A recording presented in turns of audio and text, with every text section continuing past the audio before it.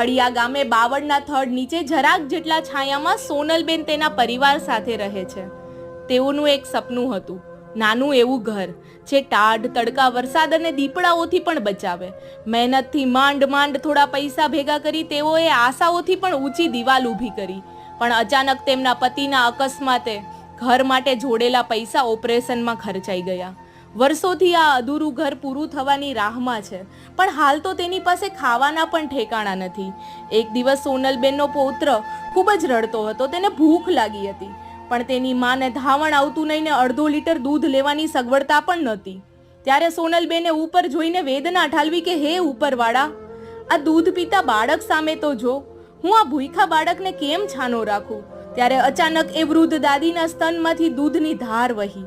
તેનો પૌત્રને ખોળામાં લઈ તેણે દૂધ પીવડાવ્યું અને ત્યારથી આ દાદીને તેના માટે દૂધ આવે છે.